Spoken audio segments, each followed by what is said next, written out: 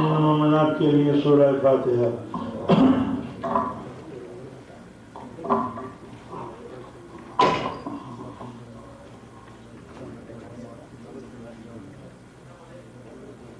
نظر ائمہ معصومین اور شہداء کربلا۔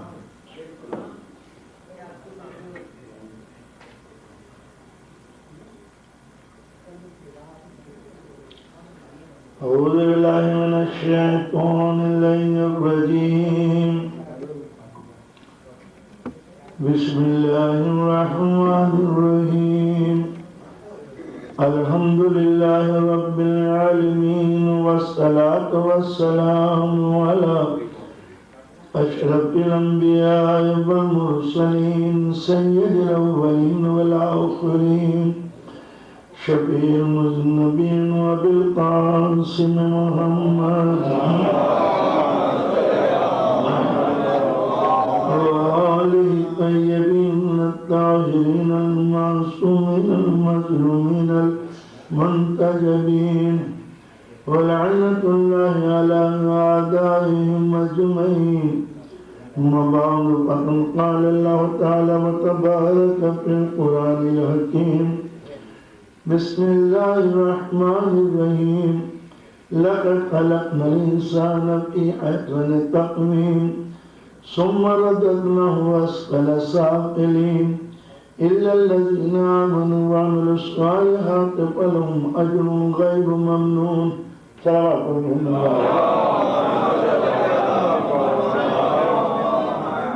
اس موضوع کے تحت صرف ہیڈنگ بیان کی جا سکتی ہے، تشریح عملاً ممکن نہیں ہے۔ میں نے عرض کیا تھا کہ یہ انسان جو بظاہر چھوٹا سا نظر آتا ہے، ایک کائنات اپنے اندر رکھتا ہے۔ اَتَظُنُّ فِي جَنٍّ صَغِيرٍ وَفِيكَ أَنْتَ وَالْعَالِمُ الْأَكْبَرُ۔ حضرت علی فرماتے ہیں کہ تو اپنے آپ کو چھوٹا سا سمجھ رہا ہے، تیرے اندر عالم اکبر سمایا ہوا ہے، اتنی وسیع دنیا ہے۔ لہذا اب سمجھنا یہ ہے کہ یہ انسان ہے کیا چیز، کیونکہ رات دن ہم الجھنوں کے شکار ہیں اور وہ ریز ہم کو ڈستی رہتی ہے۔ ہمارے سمجھ میں نہیں آتا کہ ہماری ذہنی الجھنوں کا سبب کیا ہے۔ صلوات پڑھیں محمد۔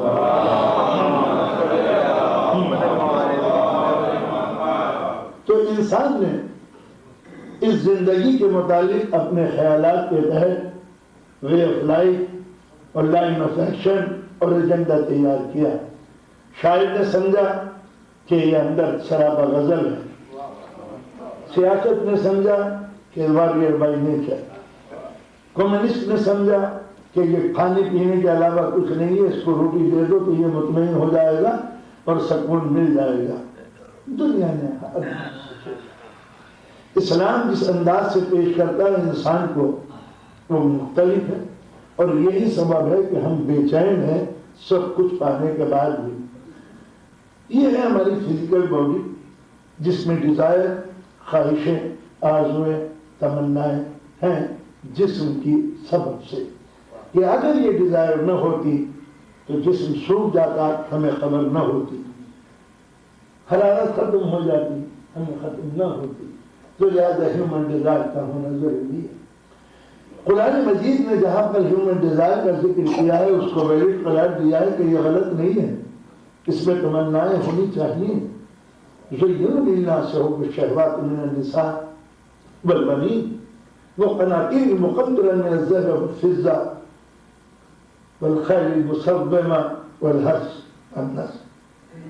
ہم نے انسان کے اندر سیکشول ڈیزائر، اولاد کی تمنا، مال اور دولت کی خواہش، سجی ہوئی سواریاں، جانوروں سے کھیتی باڑی، یہ سب ہم نے انسان کی ڈیزائر میں رکھی۔ دوسری طرف دماغ کے لیے قدرت کہتی ہے کہ اس کے اندر ایک روح ہے، اس روح سے ہم نے یہ ایگریمنٹ لیا تھا، أَلَسْتُ رَبَّكُمْ قَالُوا بَلَىٰ، کیا میں تمہارا خدا نہیں ہوں؟ تو روح نے کہا کہ بے شک میرا خدا ہے۔ أَلَمْ أَعْهَدْ إِلَيْكُمْ يَا بَنِي آدَمَ أَلَّا تَعْبُدُوا الشَّيْطَانَ إِنَّهُ لَكُمْ عَدُوٌّ مُّبِينٌ أَنِ اعْبُدُونِي هَٰذَا صِرَاطٌ مُّسْتَقِيمٌ۔ کیا ہم نے تم سے دنیا میں آنے سے پہلے یہ ایگریمنٹ نہیں لیا تھا کہ تو دنیا میں جانے کے بعد شیطان کے چکر میں مت پڑنا، میرے حکم کی اطاعت کرنا، ان اعبدونی، میرے حکم کی اطاعت کرنا، یہ صراط مستقیم ہے جس کا ہم نے تم کو حکم دیا ہے۔ تو اب دو دنیایں ہو گئی، ایک جسم فزیکل باڈی جس میں ڈیزائر ہے، ایک ہماری روح نفس قلب، اس کے لیے الگ الگ نام دیے گئے ہیں۔ ان دونوں کے درمیان میں ہے عقل جو بیلنس کرتی ہے کسی چیز کو کہ وچ ون از بیٹر۔ تو دماغ کا کام ہے سلیکشن بٹوین ٹو تھنگس، دو چیزوں میں حسن انتخاب کو عقل کہتے ہیں، ضرورتوں کو جسم کہتے ہیں، اور روح کی طاقت کو ہم قلب کہتے ہیں، جس کو قرآن مجید میں کہا ہے قلب۔ اس قلب کے اندر کیا ہے؟ اللہ کی صفات، اللہ کی کوالٹیز، جو 99 نیمز اللہ کے صفتیں قرآن مجید میں درج ہیں۔ اللہ میں 99 صفتیں نہیں ہیں، ہمارا سلیبس 99 کہہ سکتا ہے، ہمارا جو کورس ہے اس سے زیادہ ہم ڈائجسٹ نہیں کر سکتے، تو لہذا جو ہمارا کورس ہے وہ صرف 99 کا ہے۔ تو جسم بنا تھا زمین کے مٹیریل سے، دماغ بنا ہے علم اور حکمت اور ٹیکنالوجی ڈسکوری سے۔ جسم میں جب ذرے کم ہوں گے تو بیمار ہوگا، ذہن میں جب علم کم ہوگا تو ذہنی بیمار ہوگا، اور دل کے اندر اللہ کی کوئی صفت اگر گھٹا دی ہم نے تب ذہنی بیمار ہوگا۔ اب اسلام کیا کہتا ہے؟ Physical perfection, mental perfection, spiritual perfection. جسم میں کوئی کمی نہ آئے، جسم کو نقصان مت پہنچاؤ، آگ میں مت جلو، جسموں کو مت بجھواؤ، تکلیف مت پہنچاؤ، یہ سب میرا ماسٹر ورک ہے، تمہاری شکل میں ہم نے بڑا خوبصورت تم کو بنایا ہے، اس کو تباہ برباد مت کرو۔ دماغ کے صحت کے لیے اس کو بیکار مت کرو، علم حاصل کرو، تدبر حاصل کرو۔ افلا یتدبرون قرآن، تم قرآن مجید پر غور کیوں نہیں کرتے؟ ایکسرسائز کرو غور کرنے کی، تم پڑھتے چلے جا رہے ہو، غور کرو کہ ہم کہنا کیا چاہتے ہیں۔ تو لہذا فزیکل پرفیکشن، مینٹل پرفیکشن، اب آیا ہمارے یہاں قلب، دل کی دنیا۔ یہ کبھی روح کے طور پر استعمال ہوتا ہے، کبھی نفس کے طور پر استعمال ہوتا ہے۔ قرآن مجید نے جو لفظ استعمال کیا ہے وہ قلب ہارڈ والا نہیں، دل جو ہمارے یہاں استعمال ہوتا ہے قلب وہ ایک اور چیز ہے، وہ تو پمپ ہے۔ لیکن جس کو قرآن مجید نے کہا ہے قلب، یہ وہ جگہ ہے جہاں اللہ کی صفتیں، کوالٹیز نازل ہوتی ہیں۔ جسم یہاں بنتا ہے ماں باپ کے ذریعے، ذہن یہاں بنتا ہے علم و حکمت کے ذریعے، لیکن دل جو کوالٹیز ہے وہ انسٹنکٹ ہے جو پیدائش کے ساتھ ساتھ آتی ہے۔ اب بیلنس کرنا بڑا مشکل ہے۔ جسم اپنی ضرورتیں منواتا ہے طاقت کے ذریعے، بھوک بغیر کھائے گزارا نہیں، پیاس بغیر پیے گزارا نہیں، نیند بغیر سوئے گزارا نہیں، جنسی خواہشات بغیر اس کے گزارا نہیں، یہ ہے منوانے کے لیے۔ دل جو ہے اس کے اندر یہ ایموشنل سینٹر ہے جہاں سے جذبات امڑتے ہیں، کرنا ہی ہوگا جیسے بھوک، کھانا ہی ہوگا، اسی طریقے سے جو صفات الہی ہے، جو اللہ کی صفتیں ہیں، وہ منواتی ہیں اپنی طاقت کو، اس طریقے سے وہ کہلاتی ہے انسٹنکٹ۔ جب انسٹنکٹ کو روکی جاتی ہے تو فرسٹریشن ہوتا ہے، جب فرسٹریشن کو روکا جاتا ہے تو ٹیررزم پیدا ہوتا ہے۔ یہ ہے انسان کی فطرت کا تقاضا۔ بچہ رویا وہ اس کی انسٹنکٹ ہے، ماں ہے کچن میں تو وہ ہے بزی، اس نے نپل دے دیا، نادان بچہ کا نپل کو ماں سمجھا، ڈیمانڈ اصلی تھی، سپلائی نقلی تھی۔ پہلے تو بچے نے الٹ پلٹ کے کچھ دیکھا کہ کسی صورت سے سورس، جب دیکھا کہ مجھے دھوکہ دیا گیا ہے تھوک دیا، یہ فرسٹریشن ہوا، بچے کے اندر بے چینی پیدا ہوئی کہ یہ دودھ کیوں کر رہا، یہ فرسٹریشن۔ اب اس نے رونا شروع کیا، تو ماں اگر عقل مند ہے تو ضرورت کو سمجھ لے، لیکن اگر وہ بزی ہے اور بچے کو لفٹ نہیں ملی تو اب یہ فرسٹریشن چینج ہوگا، کھلونے پھینکے گا، یہ کہے گا، یہ کرے گا، یہ ہوگا۔ یہ ہے ٹیررزم کہ جب ضرورتیں پوری نہیں ہوتی تو انسان ہاتھ پیر مارتا ہے۔ اب آپ اس کو ٹیررسٹ کہہ دیجئے، سیڈسٹ کہہ دیجئے، یا اپنی ضرورتیں منوانے کے لیے فطرت کا اعلی کار کہہ دیجئے۔ تو جس کی فطرت پر روکا جائے گا وہاں تشدد، وائلنس، اضطراب پیدا ہونا ضروری ہے۔ تو لہذا فطرت اپنے آپ کو منواتی ہے۔ یہ جو میں نے لفظ انسٹنکٹ کہا، یہ انگریزی کا لفظ ہے، اس میں وہ بات پیدا نہیں ہوتی۔ جبلت بھی نئی عربی کا لفظ ہے، اس میں وہ بات پیدا نہیں ہوتی۔ قرآن مجید نے جو لفظ استعمال کیا ہے وہ فطرت، وہ ماضی اللہ عبد الذی فطرنی وإلیہ ترجعون، مجھے کیا ہو گیا ہے کہ میں اس خدا کا حکم نہ مانوں جس نے مجھے بیلنس کیا ہے۔ مالیہ العبد فطرنی، جس نے میری فطرت کو ڈھالا ہے، میں اس کے آگے سر کیوں نہ جھکاؤں۔ فَأَقِمْ وَجْهَكَ لِلدِّینِ حَنِیفًا فطرت اللہ التي فطر الناس علیہا لا تبدیل لخلق اللہ ذلك دین القیم۔ عجیب و غریب آیت ہے۔ فَأَقِمْ وَجْهَكَ لِلدِّینِ حَنِیفًا، اپنے چہروں کو دین حنیف جو پرفیکٹ وے آف لائف ہے اس کی طرف پھیرے رہو،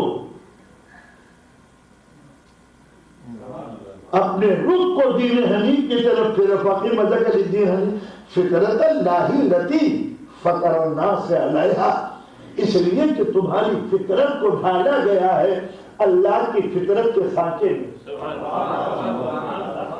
لا تبدیل لخلق اللہ، اور اللہ کی کوالٹیز جو ہے یہ کبھی چینج نہیں ہوں گی۔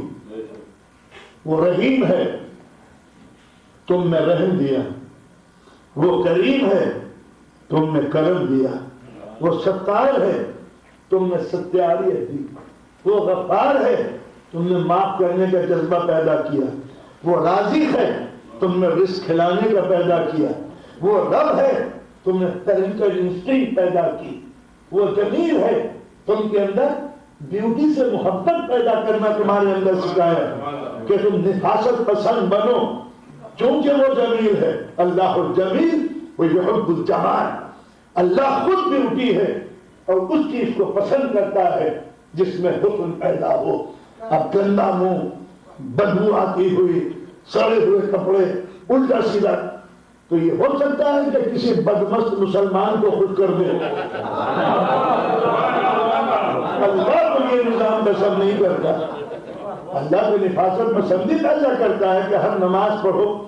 اگر ہمارا کوئی، ہمارے یہاں ڈی ایم ایس پی کوئی آ جائے تو ہم جلدی سے کپڑا پہن کے اٹھائیں گے، اور نماز اگر پڑھنی ہو لنگی باندھی بنیان پہنی، اللہ اکبر، تو معلوم ہوا کہ ڈی ایم سے کا رتبہ نہیں زیادہ ہے، اس کی ملاقات کی۔ تو لہذا قرآن مجید نے حکم دیا کہ ہر نماز سے پہلے اپنے آپ کو ڈیکوریٹ کرو، سوال اس کا سامنے جانا جو جمیل ہے۔ تو لہذا عید لگانا، خوشبو لگانا، یہ کرنا وہ کرنا، یہ ساری چیزیں تجمل، جمال اور یہ بیوٹیفیکیشن یہ انسان کے لیے ضروری ہے، اس لیے کہ جو میوزیکل مائنڈیڈ ہوتے ہیں ان کے یہ گندگی کیا چیز ہے؟ یہ گندگی زمین پہ نہیں ہوتی، ذہن میں ہوتی ہے۔ جس کا دل گندا ہوتا ہے وہ غلاظت پسند ہوتا ہے، ورنہ جس کا دل طیب و طاہر ہوتا ہے وہ غلاظت کبھی پسند نہیں کرتا۔ لہٰذا اللہ کے نیچر میں اور ہمارے نیچر میں فرق ہے۔ ہم نے کیلا کھایا، بکل پھینک دیا، پھل کھائے پھینک دی، آپ نے اسے کوڑا بنا دیا، قدرت نے کوڑے کو پھر پھول بنا دیا۔ ذرا اپنے انداز میں اس کے انداز میں ملاحظہ فرمائیے کہ جب وہ غلاظت زمین پہ دیکھنا نہیں چاہتا تو اپنے محبوب بندوں میں غلاظت کب دیکھنا پسند ہے؟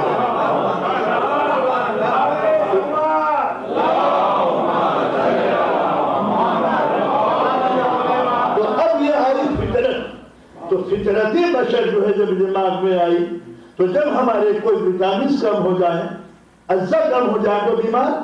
اسی طریقے سے ہمارے دل میں صفات الہی اگر کوئی ہم گم کر دیں تو اب دل سے بے چینی پیدا ہوگی، الجھن پیدا ہوگی. اور یہ دل کی الجھن اتنی خطرناک ہے کہ آپ دنیا کی ساری نعمتیں دے دیجئے، اگر دل خوش نہیں ہے تو نہ یہ کھا کے خوش ہوگا، نہ پہن کے خوش ہوگا، نہ اچھی گاڑیوں میں رہ کے خوش ہوگا. آپ نے مہاتما بدھ کا نام سنا ہوگا، جب دل بے چین ہوا تو باپ کی سلطنت کو ٹھوکر مار کر جنگلوں میں جا کر سادھو بن گیا. تو یہ ہوتی ہے دل کی دنیا. جب یہ مطمئن نہیں ہوتی تو سب کچھ نوچ لیتی ہے. تو یہ ہے دل کی دنیا. اب دو لفظ آپ نے سنے ہوں گے، میں اس کی وضاحت کرتا چلوں. ایک عربی کا لفظ ہے خلق، ایک عربی کا لفظ ہے خلق.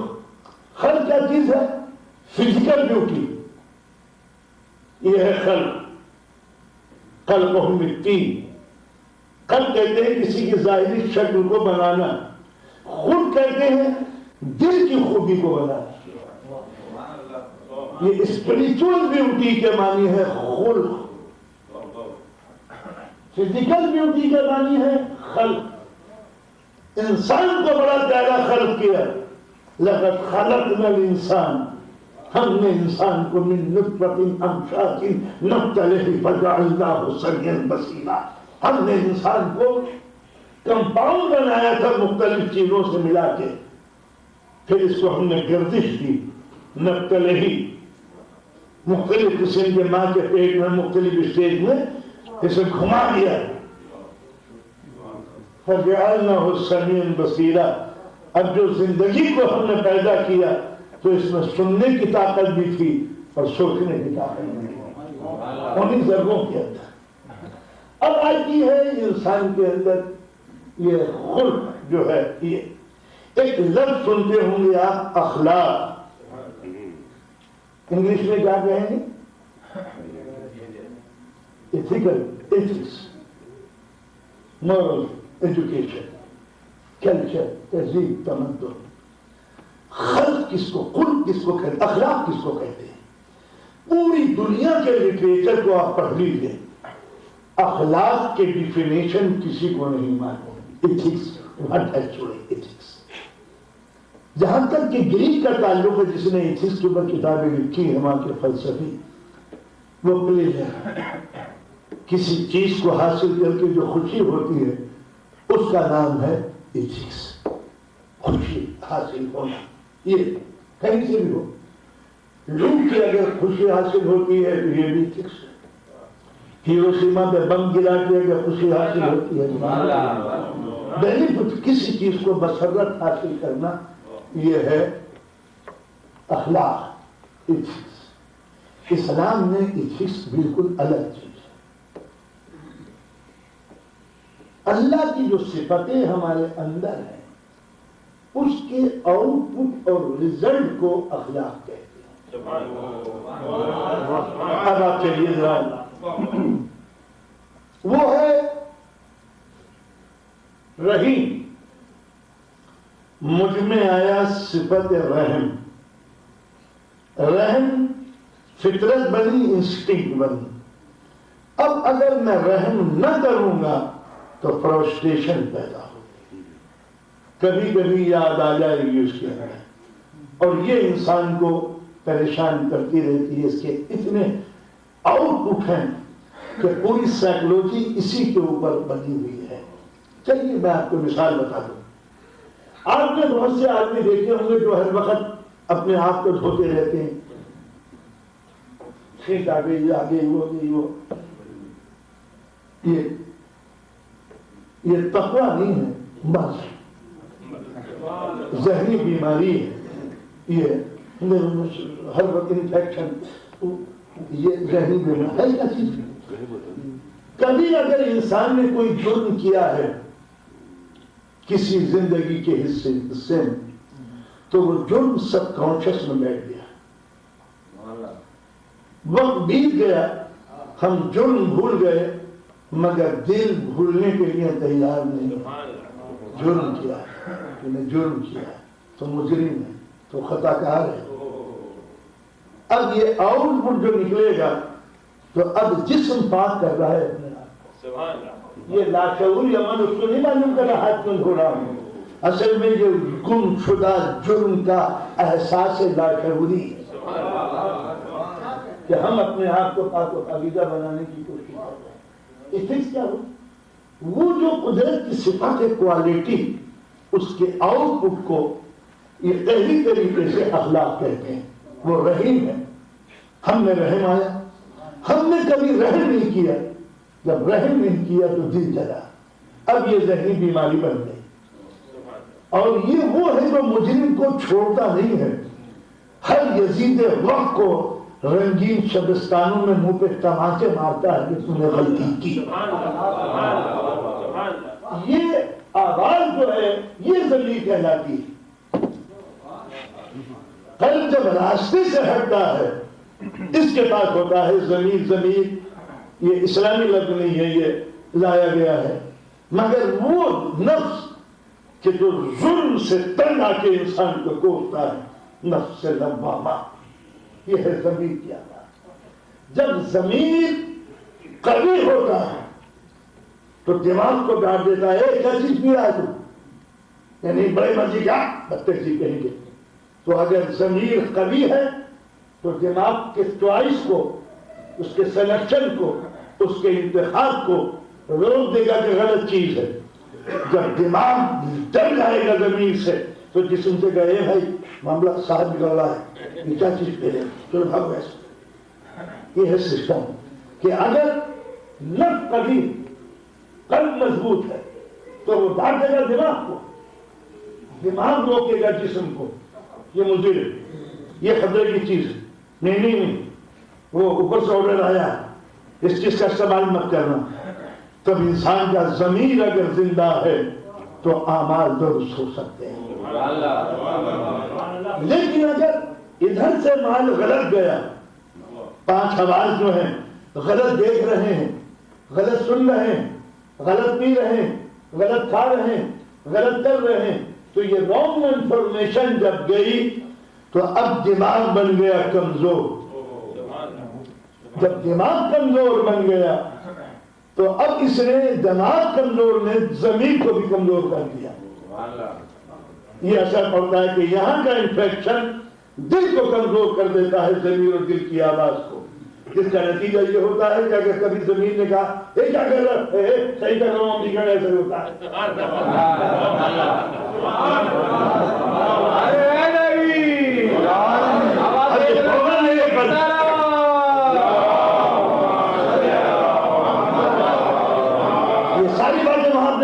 انڈیا پاکستان میں کیا کرو, یہ یورپ ہے, امریکہ ہے, اس کے اندر یہ سب کچھ نہیں ہوتا, اس کے اندر ایسے ہی چلتا ہے. تو اگر دماغ نے ڈانٹ دیا اور یہ قلب کمزور رہا, ہاں ٹھیک ہے وہ صحیح کر رہا ہے یار, باقی امریکہ میں ایسے ہونا چاہیے. جس کا نتیجہ یہ ہوتا ہے کہ اگر تمنائیں زیادہ ہو جائیں اور دماغ کو کنٹرول کر لیں تو دماغ پھر دل کو کنٹرول کر دیتا ہے. اس واسطے آنکھوں سے وہ مت دیکھو جو بری چیز ہے, کانوں سے وہ مت سنو جو بری چیز ہے, زبان سے وہ مت کھاؤ جو گندی چیز ہے, ہاتھ سے وہ مت چھوڑو جو گندی چیز ہے. اس لیے کہ اس 5 سینسز کے غلط قسم کے عمل سے دماغ کمزور ہوتا ہے. چلیے میں آپ کو ایک مثال دوں, خدا کرے ناراض مت ہو جائیے کہ میرا کام ہی ناراض کرنے کا. انسان میں 2 چیزیں, ایک لفظ ہے ہمارے یہاں عربی میں محرم, ایک ہے نامحرم. محرم کہتے ہیں کہ جن کو دیکھنا جائز ہے, ماں, بیٹی, بہن, یہ محرم. مردوں میں باپ, دادا, نانا, ماموں, چچا, بیٹا, بھائی, یہ ہے محرم. اس کے علاوہ جتنے بھی رشتے ہیں وہ ہیں نامحرم, ان کو آپ نہیں دیکھ سکتے. کزن ٹھیک ہے, ہمارے کلچر میں کزن بھائی جیسا ہوتا ہے, اسلام نہیں مانتا کسی کو بھائی. جو خونی رشتے ہیں بس وہ بھائی ہے, اور جو بھائی نہیں ہے چاہے کتنا ہی قریبی کیوں نہ ہو, بھلائی اس میں ہے کہ وہ بھائی نہیں. اب 2 لفظ بولتے ہیں اردو میں, یہ کون ہے, یہ میرا بھائی ہے. یہ کون ہوتا ہے, یہ میرے بھائی ہوتے ہیں. اسلام کہتا ہے جو بھائی ہے بس وہ بھائی ہے, باقی جو طبیعت میں آئی ہے اس میں بھلائی نہیں ہے. یہ جو ہوتے ہیں یہ بھائی ہوتے ہیں, یہ میرے چچا ہوتے ہیں, یہ میرے نانا ہوتے ہیں، یہ میرے ماموں ہوتے ہیں. اسلام کہتا کہ جہاں ہوتے ہیں وہی قصے ہوتے ہیں. اکیلی آگے چلیے. اب یہ باپ سے، ماں سے، بھائی سے، چچا سے، نانا سے کیوں پردہ جائز نہیں ہے؟ بیٹی ہر طرح باپ کے سامنے آ سکتی ہے، بہن سب کے روپ میں بھائی کے ساتھ آ سکتی ہے. کیوں کہ نیچر ان کو کنٹرول کرتا ہے. ذرا توجہ چاہتا ہوں، نیچر کنٹرول کرتا ہے. باپ کی نظر کبھی بیٹی پہ غلط نہیں اٹھ سکتی، بھائی کی نظر کبھی بہن پہ غلط نہیں اٹھ سکتی، دادا کی نظر پوتی پہ، نانا کی نظر نواسی کے اوپر غلط نہیں اٹھ سکتی. اب ہم نے وہ سین دیکھنے شروع کیے ٹیلی ویژن پہ، برہنہ نیکڈ. فطرت مرتی چلی گئی، فطرت مر گئی. جو روکتی تھی برائیوں سے وہ فطرت مر جاتی ہے گندے پوزے یا گندے سین دیکھنے سے. جب وہ فطرت مر جاتی ہے تو سگی بیٹی کو باپ سے وہی خطرہ ہو سکتا ہے جو بازاری نامحرم انسان ہو. بھائیوں سے وہی اندیشہ ہو سکتا ہے، چچا اور ماموں سے وہی اندیشہ ہو سکتا ہے. کیوں کہ راتی گندے مناظر سے فطرت مر گئی. جب فطرت مر گئی اسی لیے کہتے ہیں کہ ٹیلی ویژن پہ گندے سین مت دیکھو، فطرت مر جائے گی. جب فطرت مر جائے گی تو فطرت جب مری تو انسان مر جاتا ہے. پھر اس انسان میں اور بیسٹ اور جانور میں کوئی فرق نہیں ہے. تو لہذا اسلام نے یہ کہا ہے کہ یہ محرم ہے. تو محرم کے لیے ایکسرسائز یہ ہے کہ اپنے ذہن کو پاک و پاکیزہ رکھے، ورنہ اگر انفیکشن اور جراثیم ہو گیا تو صرف یہ انسان ہے بھیڑیے کے روپ. لہذا اسلام نے جو ان چیزوں کو منع کیا ہے، میوزک، آپ کا جنم مولانا میوزک کا ہمیں بتا کہ آپ نے کبھی گانے سنے ہیں؟ کہاں کبھی کبھی سنے. کیسا لگتا ہے؟ دل تھرکنے کو چاہتا ہے. آپ دیکھا کتنی اچھی چیز ہے. میں کہا اس میں تو بڑی چیز ہے جب بوڑھا مولوی گانے کی لے پہ تھرک سکتا ہے. ہائے جوانوں، اندازہ لگے کیوں میوزک کیوں حرام اسلام نے کی؟ اس لیے کہ میوزک کی بنا پر نروس سسٹم بے قابو ہو جاتا ہے اور دماغ سے رشتہ کٹ جاتا ہے. اس کا جسم تھرکنے لگتا ہے. ادھر میوزک ہوئی اور ادھر جو ہے نا اچھا خاصا معقول آدمی جیسے ایکسل ٹوٹ گیا ہو کسی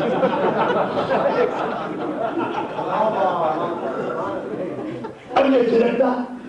تو ایک سنجیدہ آدمی، پڑھا لکھا آدمی، بوڑھا آدمی، سینئر آدمی سیریس ہونا چاہیے. وہ پھٹکنے لگا اس کے اندر، ہاتھ بجا رہا. یہ کیا آؤٹ پٹ ہے اس غلط مسرت کا. لہذا اسلام نے کہا کہ ایک انسان کو انسان رہنے دو اور اس کو میوزک کا آدمی مت بناؤ. اس لیے کہ جو میوزیشین ہوتے ہیں ان کا دماغ کمزور ہوتا ہے. جو کمزور ہوتا ہے وہ خودکشی کے لیے سوچا کرتا ہے، اس میں ڈیفینسو کوالٹی نہیں ہوتی. لہذا موسیقی کی مدد کانوں پہ سر دھلنے والا انسان زندگی کے الجھاؤ کو کبھی درست نہیں کر سکتا. اس لیے اسلام نے میوزیکل ویوز کو اور اس کے برے اثرات، جب ظاہر ہے کہ انسان ناچ اور گانا یہ ساتھ کیوں بولا جانے لگا کہ جہاں میوزک ہوگی وہاں جسم تھکے گا. جب جسم تھکے گا تو سول میں سیکشول ڈیزائر ڈیولپ ہوں گے اور یہ چیز اپنی بوتل سے باہر آئے گا. تھرکتے ہوئے جسم کے لیے پھر اس کا مطالبہ ہوگا کہ کپڑے اتریں. اس لیے کہ اوور کوٹ پہن کے کوئی بھی ڈانس نہیں کرے گا جب تک کہ برہنگی پوری طرح نہ ہو. جب جسم سے لباس اتر جائے گا انسان کے تو اب برہنہ جسم کو دیکھنے کی اگر نظر عادی ہو گئی تو گھر میں کبھی سکون نہیں رہ سکتا. اب میں کیسے کہوں، آگے بچے بیٹھے ہوئے، مگر امریکہ میں نہ کہوں تو کہاں کہوں. گھر کا سکون ہی جنسی تکامل کے احساس پر ہے. جنسی ناآسودگی انسان کے اندر قہر بن کے ٹوٹتی ہے. یہ ناآسودہ جنسی خواہشیں ہیں جو انسان میں ظلم کی آگ کو بھڑکاتی ہیں. قتل و غارت گری زیادہ تر ان لوگوں کے ذہن میں ہوتی ہے کہ جن کی فیملی لائف ڈسٹرب ہوتی ہے، اور ڈسٹرب کو آپ سمجھ سکتے ہیں۔ لہذا دنیا کے جتنے بھی ظالم انسان گزرے ہیں ان کی سیکشول لائف نیل تھی۔ چنگیز، ہلاکو، ہٹلر، یزید، اور ٹیررسٹ کا ہم تو بیچارہ تو دوسرے کامن جینڈر سے تعلق ہے۔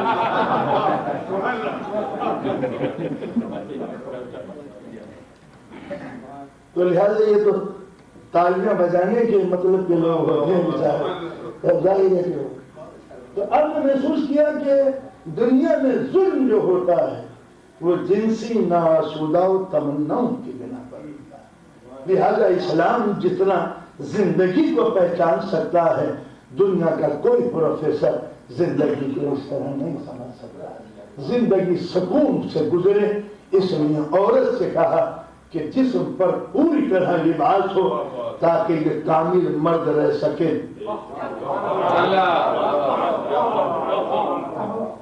اور جب نظر برہنگی کی عادی بن گئی تو پھر اب چھپانا کیا ہے اب سے، ہم بھی تو کبھی جوان تھے، میٹرک تک تعلیم پائی انتہائی مذہبی ماحول میں، اب کالج میں گئے، برابر میں آ کے ایک بنگالی محترمہ بیٹھ گئی، ایک ہفتے تک پسینے چھوٹتے رہے جسم میں، کیسی پڑھائی کیسی لکھائی، رفتہ رفتہ جب نظر عادی بن گئی، hello hi how are you, ختم ہو گیا۔ تو گھر کی آسودگی جنسی آسودگی کا نتیجہ ہے۔ ہمارے گھروں کے 80% جھگڑے اسی جنسی ناآسودگی کا نتیجہ ہوگا۔ اسلام نے ایک پیور زندگی گزارنے کا جو حکم دیا ہے اس کا اصل منشا یہ ہے کہ تمنائیں بہٹ کے قاتلانہ لباس نہ پہنیں۔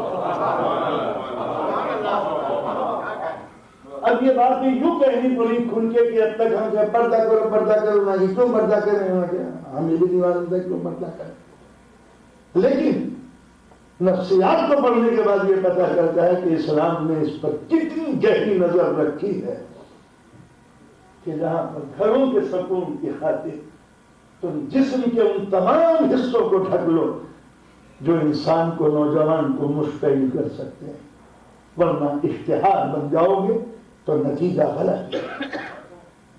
لہذا یہ سارے جرائم، لوٹ مار، ریپ، کڈنیپ، یہ اسی کوکھ سے جنم لیتے ہیں جہاں آوارگی شباب پہ پہنچ جاتے ہیں۔ لہذا ایک پاک و پاکیزہ ماحول کے لیے اسلام حکم دیتا ہے مرد مکمل مرد ہو، عورت مکمل عورت ہو۔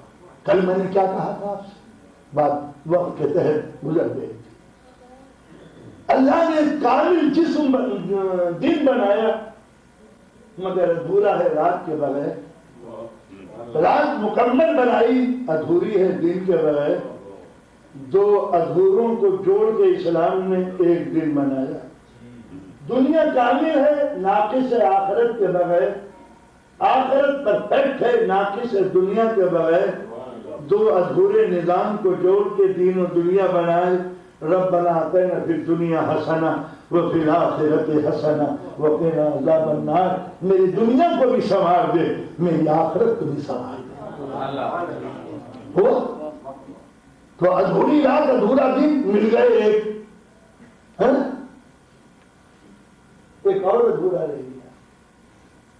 مرد مکمل مرد پھر بھی ادھورا، ناقص ہے عورت کے بغیر، عورت ناقص ہے مرد کے بغیر۔ مرد پرفیکٹ مرد ہو، عورت کامل عورت ہو، ان دونوں کو جوڑ کے قدرت نے ایک زندگی بنائی۔ یہ نگیٹو اور پوزیٹو چارج ہیں، جب نگیٹو اور پوزیٹو چارج ملیں گے تو نیوکلیس بنے گا، جب نیوکلیس بنے گا تو الیکٹرون پروٹون ایٹم کی مضبوطی کا سبب بنیں گے، اور نیوکلیس کے چاروں طرف الیکٹرون پروٹون دوڑتے چلے جائیں گے۔ جتنا نیوکلیس مضبوط ہوگا اتنا ہی آئٹم مضبوط ہوگا. ہیرا کیوں مضبوط ہے؟ نیوکلیس مضبوط ہے. قدرت نے اسی نقطے کو علاج کر کے سولر سسٹم بنایا. سورج کے چاروں طرف پلانٹ گھما دیے. جتنا مضبوط سینٹر ہوگا اتنا ہی مضبوط سیارے ہوں گے. دو مثالیں آ گئی. اسلام نے پھر اس کو گھر میں لا کے رکھا کہ جس طرح نیوکلیس کے چاروں طرف الیکٹرون پروٹون، سورج کے چاروں طرف پلانٹ، اسی طرح ماں باپ کے کمبینیشن اور یونیفیکیشن کی بنا پر لڑکی اور لڑکوں کے الیکٹرون پروٹون گھومتے ہیں. وہی فیملی مضبوط ہوگی کہ جس کے ماں باپ مضبوط ہوں گے. وہ خرانہ تمام برباد ہوگا جہاں پر کہیں نقص پیدا ہوا. یا تو نیگیٹو نے پوزیٹو بننے کا یقین کی، ایک نہیں کہہ رہا ہوں کہ کوئی بھی نیگیٹو پوزیٹو نہیں بنتا، نہ کوئی پوزیٹو نیگیٹو بنتا ہے. بال بڑھانے سے نہ کوئی مرد عورت ہو سکتا ہے اور نہ بال کٹوانے سے کوئی عورت مرد ہو سکتی ہے. جو میل ہے وہ میل ہے، جو فیمیل ہے وہ فیمیل ہے. اور اگر بیچ میں کچھ بھی ہوا تو پھر وہ کامن جینڈر والی بات ہو جاتی ہے. نہیں اللہ بات کوئی بیچارہ سب کچھ کر سکتا ہے.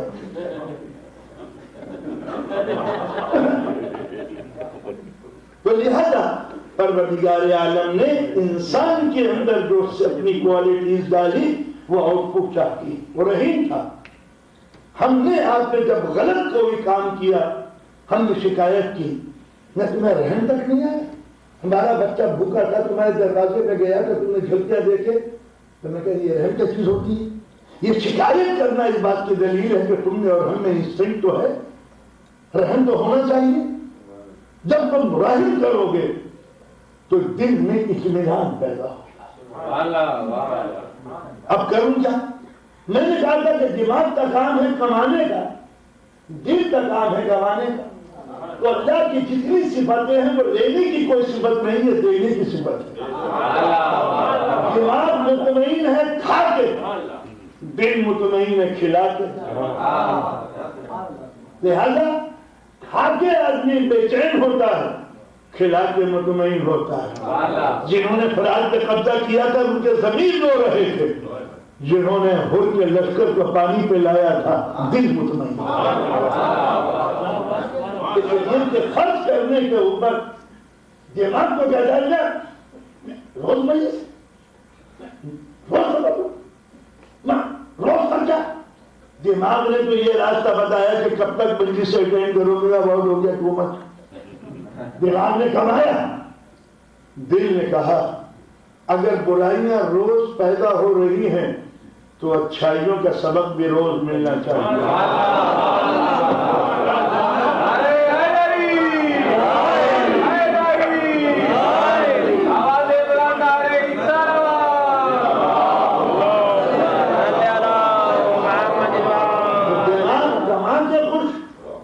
اور دل لٹا کے خوش. وہ کریم ہے، کرم کر رہا ہے، رحیم ہے، رحم کر رہا ہے، ستار ہے، عیبوں کو چھپا رہا ہے، رزاق ہے، کھلا رہا ہے، رب ہے، پال رہا ہے.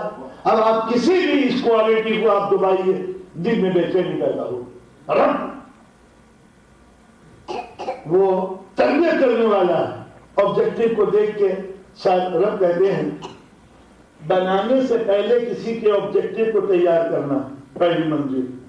اس آبجیکٹو کو، اس چیز کو آبجیکٹو تک پہنچانے کے لیے اس پروسیس کو ساری چیزیں پرووائڈ کرنے کا نام ہے رب.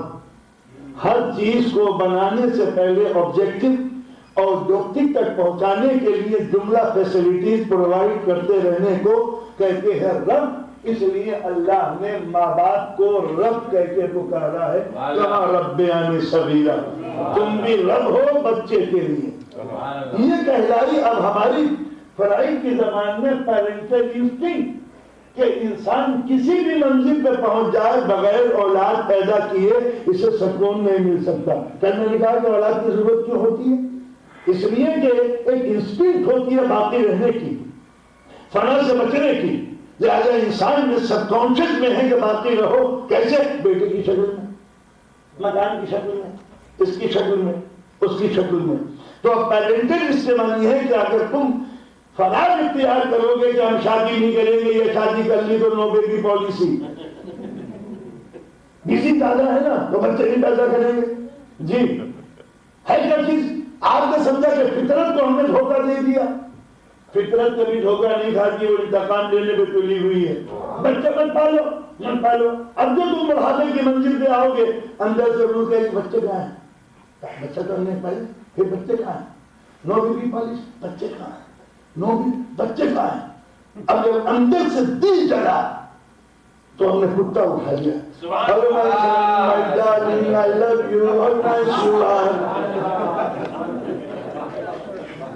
یہ نیم کی گود میں کتا کیوں؟ صاحب کے گھر بلی کیوں؟ اس لیے کہ پیرنٹل انسٹنکٹ ہم کا ریونج لیتی ہے کہ اگر تم نے بچے نہ پالے تو کتے پالو.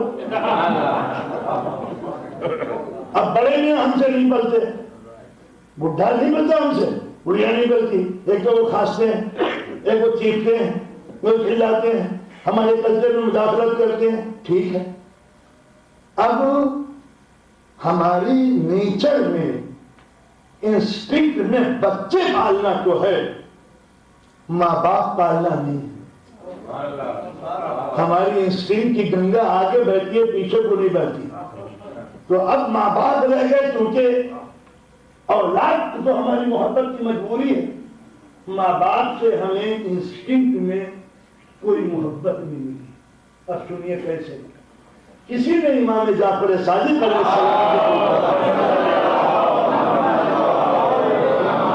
کہ مولا ایک بات سمجھ نہیں آتی، جتنی ہمیں اولاد سے محبت ہے ماں باپ سے محبت نہیں.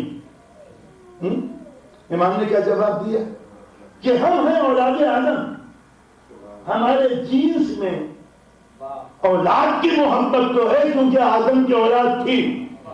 ہمارے جینس میں ماں باپ کی محبت نہیں ہے چونکہ نہ آدم کے ماں تھی نہ باپ.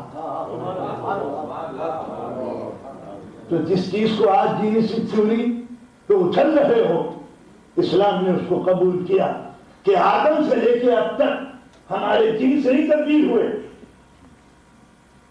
آدم کی اولاد تھی، ہم نے اولاد سے محبت ہے، ماں باپ نہیں تھے تو فطرت کی طرف سے ہمیں ماں باپ کی طرف سے محبت نہیں ملی. نیچر اولاد کی محبت ہے، ماں باپ کی محبت نہیں. تو اب جب اولاد کی محبت نہیں ہے اور ماں باپ کی محبت نہیں ہے تو کیا ہے؟ تو جہاں فطرت تھکتی ہے وہاں شریعت آ جاتی. فطرت نے کہا بچے پالو تو شریعت چپ. کہیں لکھا ہوا ہے کہ جب بچے کے کان میں درد ہو تو ماں رات کو اٹھ کر اپنے بچے کو لاڈلے کو گود میں لے کے ساری رات ببوا ببوا کہہ کے لوریاں دے. ہے کسی حدیث میں؟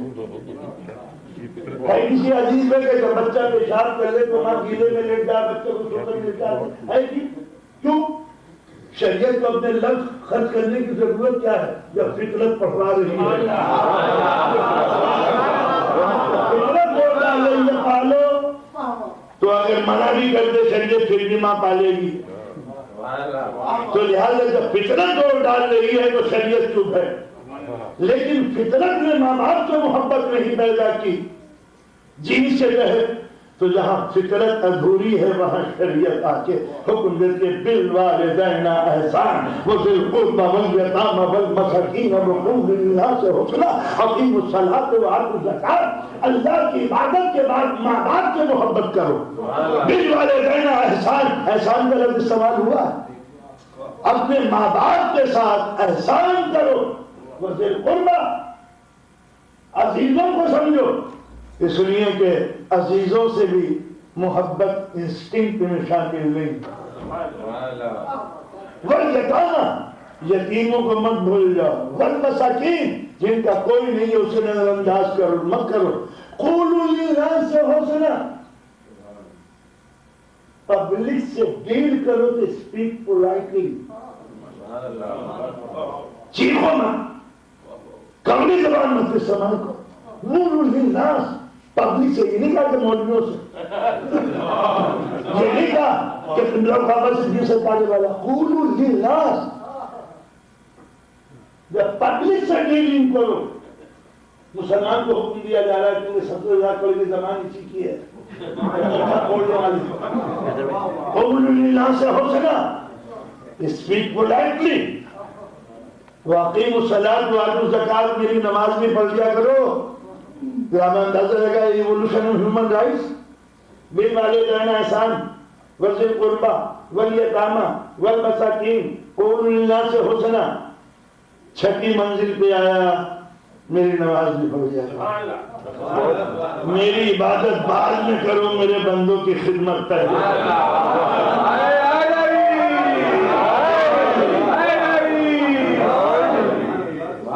تو لہذا یہ ہے کہ چونکہ فطرت میں ماں باپ کی اطاعت نہیں سکھائی تھی فطرت میں نہیں کہ ہم ماں باپ کو الٹا چلیں تو جب فطرت ادھوری ہے ورنہ فطرت کافی تھی ہیومن گائیڈنس کے لیے مگر فطرت کے اوپر شریعت آئی کہ جب فطرت بہکے تو شریعت ٹریک پہ پھنسا دے یہ ہے اسلام کا نیا نظریہ کہ فطرت اور شریعت الگ الگ نہیں فطرت جب اندھی ہو جاتی ہے ابل ایکسس نیچے آ جاتی ہے جب فطرت تو لہذا شریعت اس بگڑی ہوئی فطرت کی رفتار کو صحیح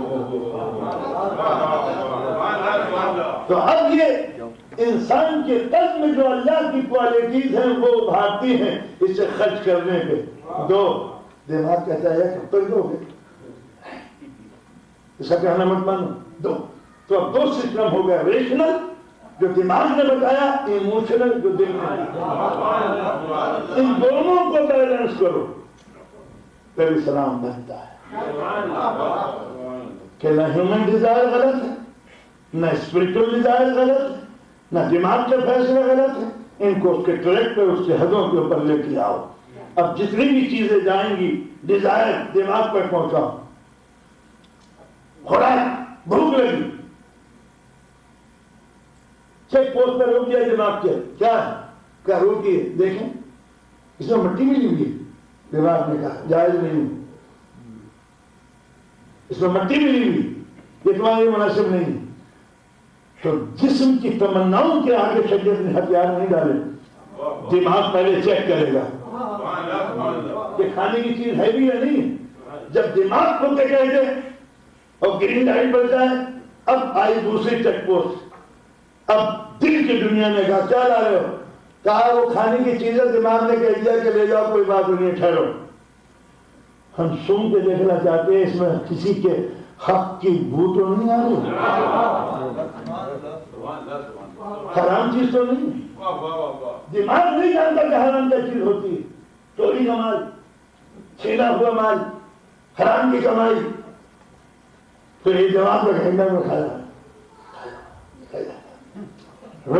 خبردار کیوں کہ اگر تم نے گندی چیز کھائی تو دل کی دنیا مردہ ہو جائے گی پھر پروسٹیشن شروع ہوگا تو لہذا کھلاتے رہو تو اخلاق کس کو کہتے ہیں صفات الہی جو فطرت و جبلت و انسٹنکٹ میں ہے اس کے آؤٹ پٹ کو اس کے نتیجے کو اخلاق اب یہ کبھی کب ہوتا ہے کہ جب اس کی بات اس تک دماغ تک پہنچاتے چلے جاؤ تو اب رحم نہ گھٹے نہ بڑھے کرم نہ بڑھے نہ گھٹے رزاقیت نہ بڑھے نہ گھٹے ربوبیت نہ بڑھے نہ گھٹے اتنا رحم کرو کہ گھر لٹا دو اسلام نے کہا جائز نہیں ایک صحابی رسول تھے انہوں نے وصیت کر دی میرا کل سرمایہ جو ہے اللہ کی راہ میں قربان کر دیا جا بیوی بچوں کے حق میں کچھ نہیں چھوڑا رسول نے فرمایا کہ اس کو مسلمانوں کے قبرستان میں دفن مت کرو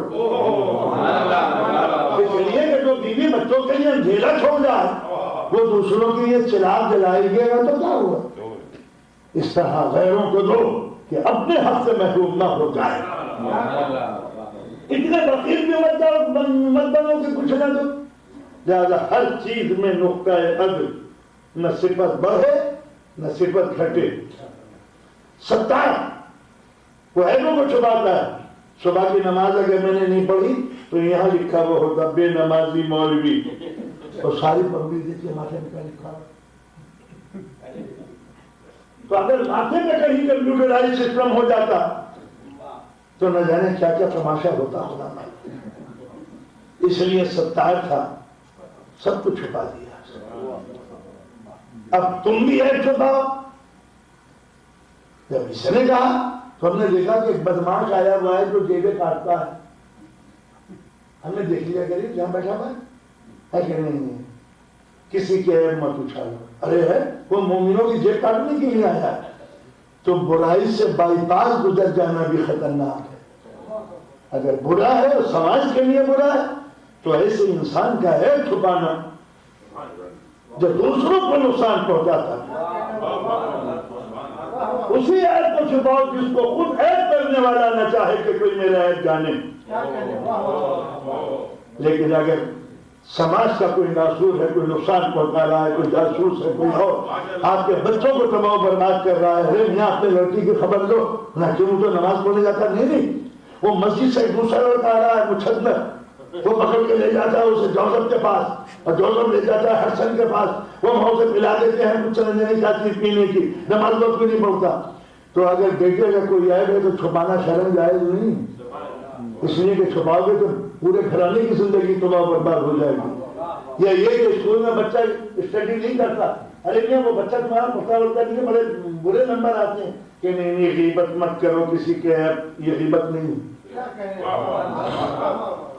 تو لہذا اس طرح وہ ستاریت کو ستار, تو اسی طریقے سے نہ ہٹاؤ نہ بڑھاؤ, نہ افراط نہ تفریح نہ اباغچت نہ بغض, یہ تھا کہ ہر صفت کو نقطۂ قدر قرار کے رکھ دو. جب صفت کمال پہ پہنچتی ہے تو کہلاتی ہے خیر, جب کمال سے پیک پہ پہنچتی ہے تو کہلاتا ہے خیر کثیر. جب ساری صفتیں ایک ساتھ ڈیولپ ہو کے ذہن پہ پہنچ جائیں خیر کثیر, جب ساری صفتوں کو لے کے پہنچے تو اس کو کہتے ہیں کوثر. انا اعطیناک الکوثر, اے میرے نبی تیری دل کی دنیا کی ہر صفت نقطۂ کمال آخر پر پہنچی ہوئی, یہ ہوا کوثر.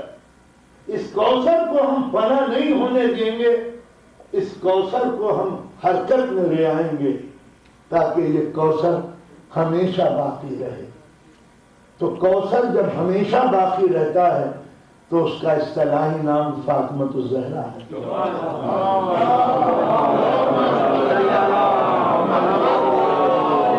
یہ ہے کوثر کی تصویر. معصوم کس کو کہتے ہیں؟ جو اللہ کی ہر صفت کو نقطۂ کمال پر رکھے اعتدال کے ساتھ, نہ صفت بڑھے نہ گھٹے. ہم میں کچھ صفتیں بڑھ جاتی ہیں, جیسے خدا کلیم ہے, اس نے مجھے متکلم ہے, مجھے قوت گویائی دے دی, میرے پاس ایک کوالٹی ہے بولنے کی, اللہ کی بخشی ہوئی ایک صفت بس. کبھی کبھی غلو کر جاتا ہوں, کبھی کم پڑھتا ہوں, کبھی زیادہ پڑھ جاتا ہوں, عدل پہ نہیں. جب عدل پہ ہو جاؤں گا تو تکلم میں معصوم بن جاؤں گا, ایک صفت کا معصوم. پی ایچ ڈی صرف ایک میں اگر بن گیا تو, ورنہ دماغ میں بہکا دیا اور ضرورت انہیں نوچ لیا تب تکلم بھی بہک جائے گا. لہذا ہر صفت نقطۂ عروج پہ جب پہنچ جائے تو اس کو کہتے ہیں معصوم. یہ معصوم جب دنیا میں آتا ہے تو کسی کی دل کی دنیا مکمل نہیں ہو سکتی, کہیں نہ کہیں افراط اور تفریط ہو جاتی ہے, جس کو گناہ کہتے ہیں. گناہ ذہن سے نہیں دل سے پیدا ہوتا ہے.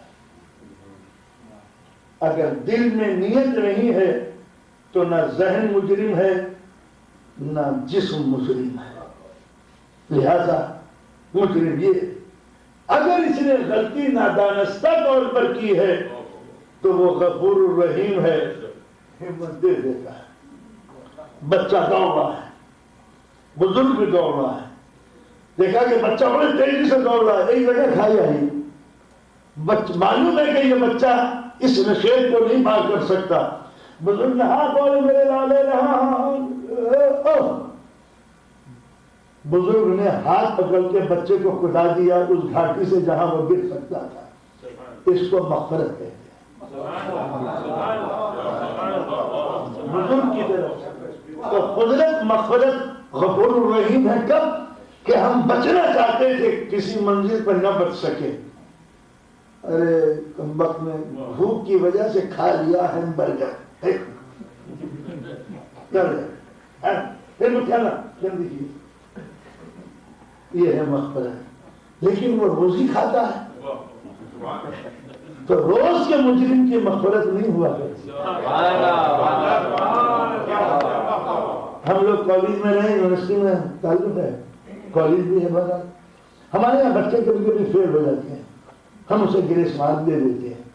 کوئی بچہ اگر ایسا ہے بس چیز ہے کہ اچھا نمبر لا رہا ہے, 2 نمبروں سے کم رہ گیا, گریس مارک دیتا. ایک صاحب نے کہا کہ میرے بچے کا خیال رکھنا, امتحان میں امتحان دیا ہے. کہاں قابل ابھی کہاں لاؤ, صاحب کو دیکھنا ہے, ایس پی ہیں وہ ہیں. اب جو دیکھا تو پوری کاپی کوری تھی, اس کو کچھ لکھا ہوا نہیں تھا. بھائی صاحب کتنے نمبر دیں؟ تو جہاں کوئی نامہ اعمال میں کچھ لکھا ہوا نہ ہو وہاں مغفرت نہیں ہوا. وہاں میں کوئی سوال نہیں. عمل کیا تھا لرزش ہو گئی. نماز کے لیے میں نے کہا تھا نا کہ اویئرنیس ہو جاتی ہے نماز میں تو ہر بات آ جاتی ہے خیال میں. نماز پڑھ رہے ہیں خیال آ گیا کہ صبح کو فلائٹ پہ جانا ہے, کون پہنچائے گا, نہیں جانا چاہیے تو آ گیا, چلو معاف کر دو, بدتہذی کو فلائٹ کی فکر ہے, وہاں کی فلائٹ کی فکر نہیں. اگر پلین میں اترا لینڈنگ نہ ہوا تو کیا ہوگا. لہٰذا یہ ہے ہمارے دل کی دنیا. پھر زندگی رہی تو تفصیل سے. تو 2 نظام ہیں ایک جسم کو چلانے کے لیے, ایک دماغ کا جو منفعت دیتا ہے, ایک دل کا جو لٹا کے خوش, یہ کما کے خوش. دماغ دل کھلا کے خوش, دماغ کھا کے خوش. دعوت میں مزہ آ گیا, واہ یہ دماغ تھا. دل کیا تھا, اس نے مومنین کو کھلایا, واہ مزہ آ گیا. تو اس کے دل کی دنیا بڑھ گئی کھلا کے, اس کا دماغ کی مستی بڑھ گئی کھا کے. یہ 2 نظام ہیں, ایک کھا کے ایک کھلا کے. اللہ نے کیا کیا, مرد کو بنایا دماغ کا نمائندہ, عورت کو بنایا دل کا نمائندہ. دماغ کو بنایا ریشنل, عورت کو بنایا ایموشنل. دماغ کما کے خوش, عورت قربان ہو کے خوش. چونکہ عورت ڈائریکٹ اللہ کی صفاتوں کی ریپرزینٹ کرتی ہے, اللہ کی نمائندہ ہے عورت, مرد نہیں.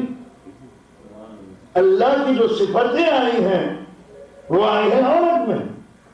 اللہ ہے غفور, معاف کرنے والا. ماں صبح سے لے کے شام تک آپ کی حرکتیں اگر بتائی جائیں کہ آپ ایسے تھے, پیشاب کر لیا ماں کو مائنڈ نہیں, گندا کر دیا وہی بات نہیں, شیشہ پھوڑ دیا وہی بات. صبح سے لے کے شام تک غفور الرحیم کی نمائندہ ماں. غفور الرحیم وہ رحیم, ماں رحیم. صبح سے لے کے شام تک رحمت رحمت, خود رحم ہے. دنیا نے اسے بے رحم بنایا, بے رحم وہ نہیں ہے جو بے رحم ہے. جی نقوی صاحب, کہ بچوں کی کیا ضرورت ہے, بے رحم ہے نا کہ چلو کوئی نقصان نہیں. تو لہذا وہ رحیم, ماں کے اندر رحم کا جذبہ. وہ رزاق, اس میں رزاقیت خوش ہوتی ہے ماں جب باورچی خانے میں اپنے ببوا کے لیے کھیر بناتا. اس کا دل نہیں چاہتا کہ دودھ کی بجائے وہ لہو نچوڑ دے, اس لیے کہ ماں کی محبت میں شباب جب آتا ہے, جب وہ گھنٹوں باورچی خانے میں آگ اور دھوئیں میں کھیل کر اپنے بیٹوں کے لیے بچوں کے لیے رزق تیار کرتی ہے, تو نادان بیوقوف بچے کھانے گئے. ذرا ان نگاہوں کو دیکھو جو پروان چڑھ رہی ہیں, بیٹا کھا رہا ہے, کتنے بھلے میں گوشت کھاتا ہی ہے, اس کا دل جو ہے فاتحانہ انداز سے مسکراتا اور رات کھا رہی ہے. ہو سکتا ہے کہ باپ زندہ ہو کتنی گوبیاں کھا لی. اب بس کر پیٹو بہت کھانے لگا ہے. کہاں تک کماؤں گا مکرو تمہارے ساتھ صبح سے لے کے شام تک ملے. تو کیوں وہ دماغ ہے کمانے کے لیے, اس کو کمانا چاہیے. اس کا ڈیزائن بھی اللہ نے ویسے بنایا کمانے والا, لمبا چوڑا خطرناک محیب آواز بری صورت. چلے تو امریکہ کے لکڑی کے مکان کہنے لگے سبھی تمبت کے تمبت گل محمد. یہ بات یہ گلگچے یہ توڑی چھاتی یہ خطرناک قسم کا. وہ بیچاری دبلی پتلی چھوٹی سی منہنی پیاری سی سریلی سی آواز.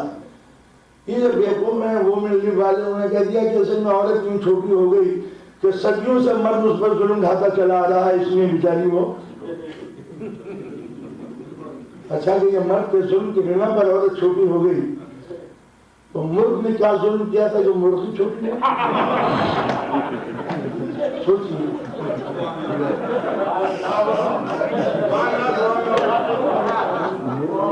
بیچاری گائے چھوٹی ہو گئی. کس چیز کا کتنی بےخوب ہے دنیا, کیسے بناتی.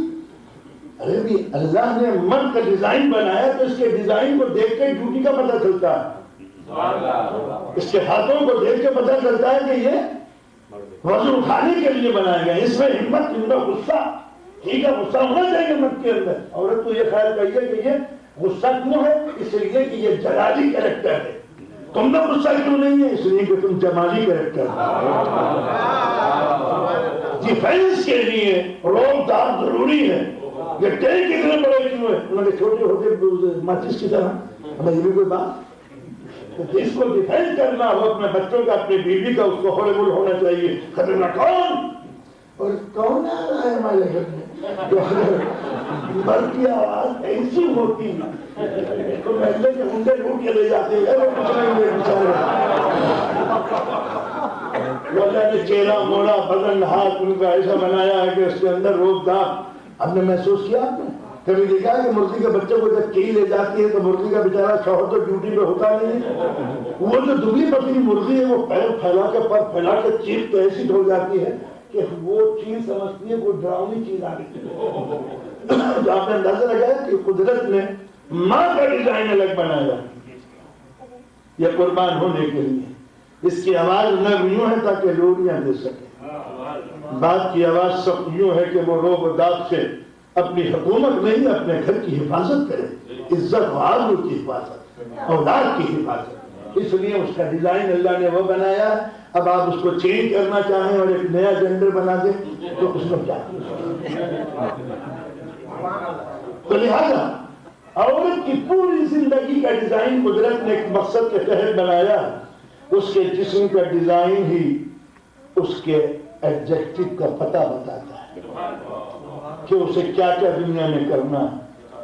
تو لہذا صبر, تحمل, اصرار, قربانی, ربوبیت, رزاقیت, ستاریت, شفقت, نظر انداز کرنا, یہ سب ماں وارث ہے اس بات.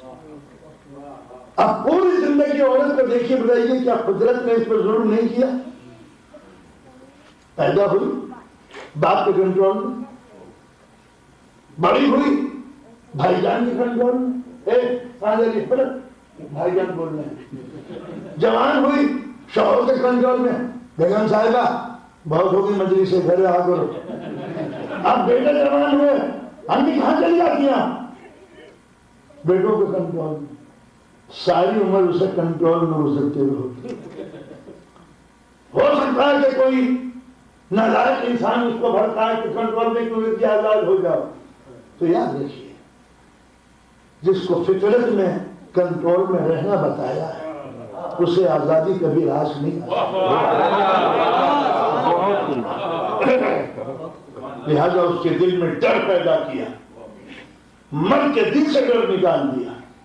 عورت کو کنجوس بنایا, مرد کو سخی بنایا. عورت کو شرمیلا بنایا, مرد میں شرم کی صفت چھین لی.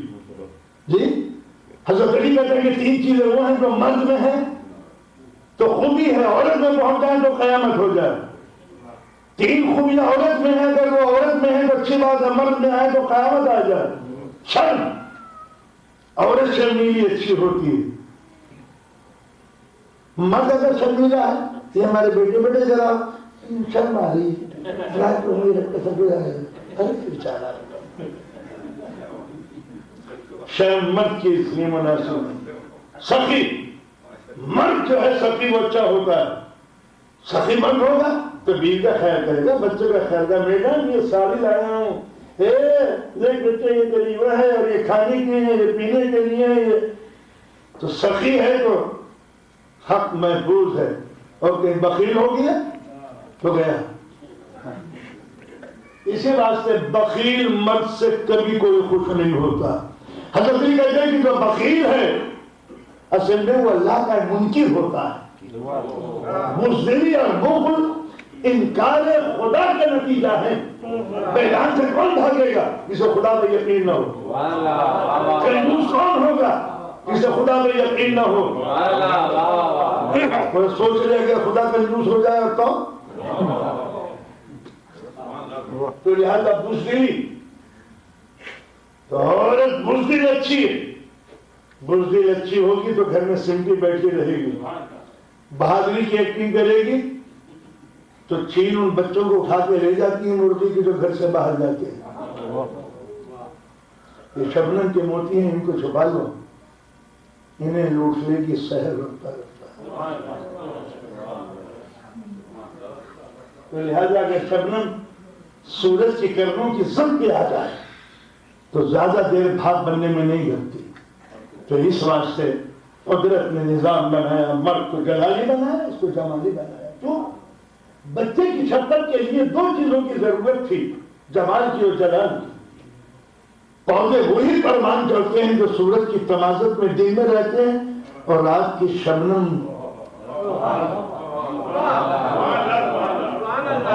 ذرا ان پودوں کا خیال کریں جو رات دن سورج کی زد میں رہیں، جھلس جائیں گے. ان پودوں کا خیال کریں جو رات دن شبنم کے ماحول میں رہیں، مٹ جائیں گے. آب وہ خطرے میں ہو جائے گی شبنمی ماحول میں. تو مرد کا خوف بچوں کے دل پر رہے، ڈانٹ دو بچوں کو، کیا کر رہے ہو؟ اور جب یہ بچہ گھبرائے تو ماں اسے آنچل میں جگہ دیتی ہے، میرے گا تمہارے فائدے کے لیے کہہ رہے ہیں. تو زخم کے اوپر ممتا کا مرہم ضروری تھا. وہ گھر اجڑ جاتے ہیں جہاں مائیں بچوں کے کانوں میں ڈائلوگ بہت ظالم ہے، ساری عمر ستایا ہے، تمہاری دادی بھی ایسی تھی، تمہارا دادا بھی ایسا تھا، یہ بڑے ظالم لوگ ہیں، خاندانی لوگ ہیں. اگر کہیں ماں نے لوریوں کے ساتھ ساتھ یہ گلوریاں ڈالنی شروع کی، گیا بچہ گیا. لہذا غلطی کبھی مت کرنا، باپ کے خلاف بچوں کو مت اسکانا. ایسے ہی بات ہوتی ہے، ماں ننیال تو آئی بس ذبح کر دے کر. نتیجہ یہ ہو گیا باپ نے ننیال کے خلاف بولا تو آدھا بازو کر گیا، ماں نے دلیال کے خلاف بولا تو آدھا بازو اس کو کر دیا. بیٹوں کے دونوں بازو سلامت رکھو، ننیال کی شفقتیں بھی ہوں اور دلیال کا پیار بھی ہو. تو لہذا یہ ماں کو قدرت نے نمائندہ بنایا اس چیز کا کہ وہ صفت الہی ہے اس کے پاس، ربوبیت. لہذا اسلام نے عورت سے ہر قسم کی ذمہ داری لے کے مرد کے اوپر ڈال دی. دنیا کا اکیلا مذہب ہے جس نے عورت پر کوئی ذمہ داری نہیں رکھی.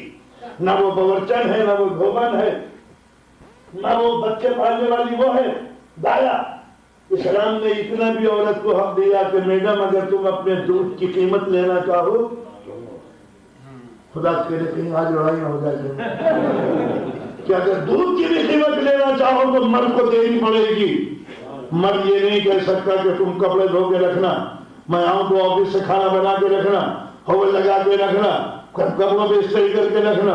نہیں، عورت کی ذمہ داری شرن صرف 2 ہے، بچوں کی تربیت اور ایک لفظ شوہر کو گمراہی سے بچانے کے لیے طریقہ کار. اس کے علاوہ کچھ نہیں کہہ سکتا. اسے گمراہ مت ہونے دینا، جانور کے گلے میں پٹا ہوتا ہے، تمہارے پاس دوپٹہ خیال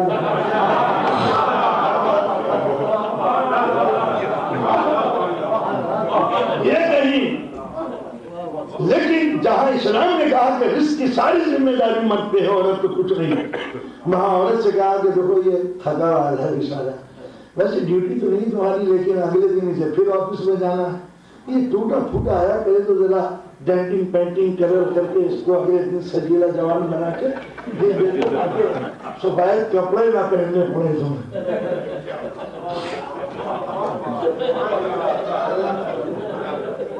ذرا کچھ دن یہ چلے گا تو اچھا ہے، تمہارا فائدہ ہوگا۔ تو اب دو چیزیں رکھی اسلام نے، مرد پر جو ذمہ داری رکھی اس کو رہا عدل، اور عورت پہ جو ذمہ داری اس سے رکھی اس کا نام رکھا تھا احسان۔ جو تم کر رہے ہو تمہاری ڈیوٹی ہے، عورت جو کر رہی ہے اس کا احسان۔ یہ تھا اسلام کے بخشے ہوئے وہ حقوق جو غالباً مسلمانوں نے دنیا کو کہیں نہ بتایا، ورنہ یہ دنیا کہتی کہ اسلام اور عورت کے حق کا غاصب۔ ہم کلچر میں بڑھ گئے، یا تو ایرانی کلچر آیا، یا عراقی کلچر آیا، یا عرب کلچر آیا، یا امریکن کلچر آیا، یا ہندوستانی کلچر آیا، اسلامی کلچر کہاں؟ لہذا ماں کو قدرت نے کہا کہ تم ہر جگہ مصیبت میں ہو، بہتر ہے مصیبت میں رہو، اس لیے کہ دنیا کا نظام تمہاری قربانیوں کے اوپر ہے، اور اگر قربان نہ ہوگی تو نظام نہیں کر سکتا۔ دنیا میں دو چیزیں، ایک ہے عقل کی بنا پر کائنات کا نظام، ایک ہے تسلسل جو قربانیوں کا نتیجہ چاہتا ہے۔ کائنات دو چیزوں پہ ہے، تدبر اور ایثار۔ زمین نے ایثار کیا تو پودے پیدا ہوئے، پودے نے ایثار پیدا کیا تو جانور کی غذا بنے، جانور نے ایثار کیا تو انسان کے پیٹ میں گیا۔ انسان اگر ایثار نہ کرے گا تو حق باقی کہاں رہے گا؟ تو زمین باقی ہے سبزے میں آ کے، سبزہ باقی ہے جانور میں جا کے، جانور زندہ ہے انسان میں آ کے، انسان زندہ ہے حق کا جز بن کے۔ اب سوال یہ پیدا ہوگا عورت کو کیا ملا؟ باپ کے کنٹرول میں، شوہر کے کنٹرول میں، بس آپ کے منزل میں آ گیا۔ ساری عمر قربانیاں دینے کے بعد عورت کو ملا کیا؟ اسلام کہتا ہے کہ 3 بچے اگر تم نے پال دیے تو تمہارے اوپر ہم نے جنت واجب کرا دی، تمہاری جزا یہی۔ اس واسطے اسلام نے عورت پر جہاد کو ساکت قرار دیا کہ تم میدان جنگ میں نہیں جاؤ گی۔ کیوں؟ کہ دشمن تو کبھی کبھی حملہ کرتا ہے، یہ جو شوہر محترم ہے یہ ہر وقت دشمن بنا رہتا ہے، اس سے مقابلہ کرنا ہی یہ تمہارا روز کا جہاد ہے۔ تو جو عورت روز ہی مقصد میں اترتی ہے،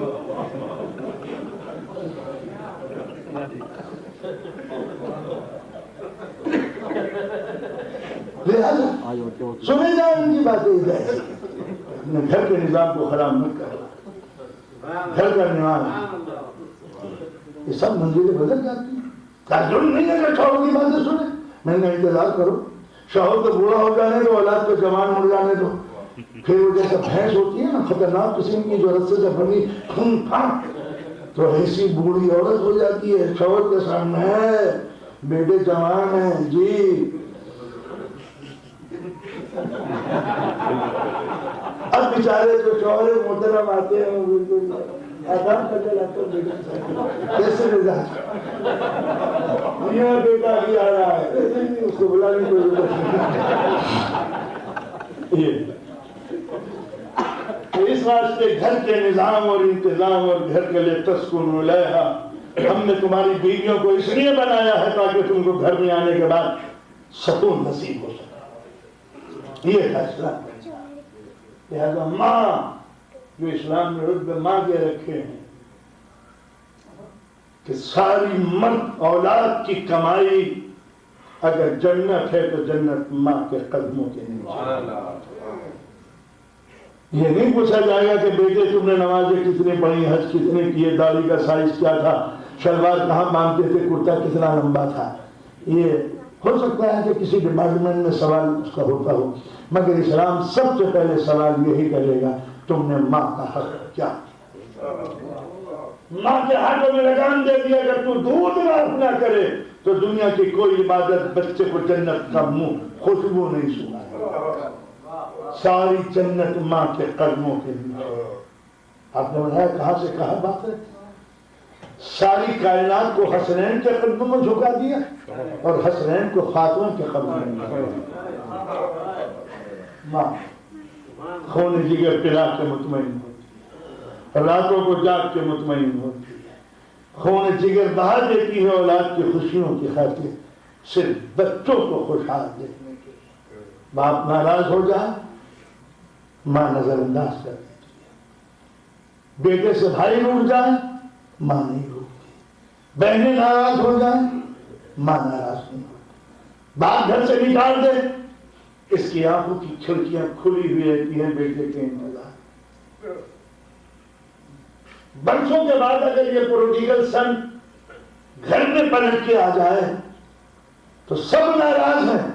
کیا ماں بھی ناراض ہے؟ ہاں, دل دکھتا ہے اس کا. صرف بیٹا اگر آ کے ماں سے لپٹ جائے اور اس کی آنکھوں کی نیل بہ نکلیں بس کافی. بیٹے کو راضی کرنے کی کوئی ضرورت نہیں ہے ماں کو, لپٹ جانا کافی ہے.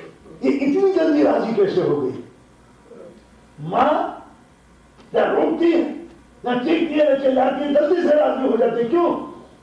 میں نے کیا کہا کہ ماں اللہ کی صفت کی مظہر ہے. دعا کو میں نے پڑھی ایک جملہ آتا خدا کے لیے, یاد کر لیا رضا, اے خدا ہے تو بڑی جلدی سے راضی ہو جاتا ہے, تجھے راضی کرنے میں دیر نہیں لگتی. یہ ماں میں جو صفت آئی جلدی سے راضی ہونے کی, یہ خدا کی طرف سے ہے, خدا کی نمائندہ. تو ماں رضا الہی کہ ماں کو راضی کر, اس کی خدمتوں کا صلہ یہی ہے. کوئی اور روپ ماں کا اگر ہے تو غلط ہے, اس سے گھر کا سکون مل جاتا ہے. تو ماں بچے کو پالتی ہے, سب کچھ قربان کر دیتی ہے. تو ماں کے دو روپ ہونے چاہیے, ایک ماں جو سب کچھ بچے کو قربان کر دے, ایک اسلامی ماں جو بچے کو اسلام کو قربان کر دے. یہ عورت کی آخری تکمیل ہے کہ اولاد کو پالو, سب کچھ دے کے پالو, مگر جب اسلام کو ضرورت ہو تو بچے کو سجا کے مقتل کی طرف لے جاؤ. یہ کہ کربلا کی مائیں, دوستو مائیں سب کے گھر میں ہیں. ماں اور باپ یوں تو ہر وقت اولاد سے پیار اور محبت کرتے ہیں, مگر دو موقع ایسے ہوتے ہیں جہاں ماں باپ قربان کر دیتے ہیں اپنے آپ کو اولاد کی خاطر. کب؟ جب بیٹا جوان ہونے لگتا ہے اور رخساروں کے سبزہ نمودار ہونے لگتا ہے, اور ایک وہ کہ جب ماں کی گود میں دودھ پیتا بچہ ہوتا ہے, جب ماں دودھ پلاتی ہے اپنے بچے کو تو اس کی تمام روح ممتا بن کے بچے کے جسم میں داخل ہو جاتی ہے. کربلا میں دونوں مائیں تھیں, ایک وہ جس کی گود میں اور ایک وہ کہ جس کا جوان 18 برس کا. خدا کے بیٹوں کو سلامت رکھے آپ کی جوانی. جب بیٹا جوان ہونے لگتا ہے ماں نظر چرا چرا کے بیٹے کے چہرے کو دیکھنے لگتی ہے, میرا بیٹا جوان ہو رہا ہے, شادی کے لائق ہو گیا, یار اس دلہن بیاہ کے لیے کیا ہو. گھر کے صحن میں میری بہو چلے گی, پھر زندگی کلیوں کی شکل میں پھوٹے گی, میرے بچے ہوں گے پوتا پوتی. پھر ماں شادی سے پہلے اپنے بچوں کی آوازیں سننے لگتی ہے. یہ ماں راتوں کو لیٹتی ہے تو آنے والے بچوں کو ابھی سے لوریاں دینی شروع ہوتی. بیٹا جوان نہیں ہوتا, تمنا ہے جوان ہوتی, اور جس ماں کی تمنا ہے جوان ہو وہ آنکھ اٹھا کے دیکھیں اور سامنے بیٹے کا لاشا ہو. اندازہ لگائے؟ اور لاشا بھی چیز بیٹے جو رسول کی صورت ہو، وہ صاحب سیرت ہو، وہ ماں باپ کا احترام کرنے والا وہ اندازہ لگائیے کہ ام لیلہ کے دل پہ کیا گزری جب جوان بیٹے کو مقتل کی طرح ہو گیا۔ میں محسوس کیا کہ حسین جیسا امام جس کے دل کی توانائی جب دنیا کی ساری طاقتوں سے زیادہ تھی، اپنے بیٹے کو جب گھوڑے پہ سوار کیا تو صرف خدا سے بات کری، خدایا۔ علامہ شستری اپنی کتاب میں قصائص الحسین میں فقرہ لکھتے ہیں، اور وہ فقرہ ایسا نہیں ہے کہ جس کو پڑھ کے آسانی سے گزر جائے۔ علامہ لکھتے ہیں کہ رسول کی وفات کے بعد امام حسین کبھی مسکرائے نہیں۔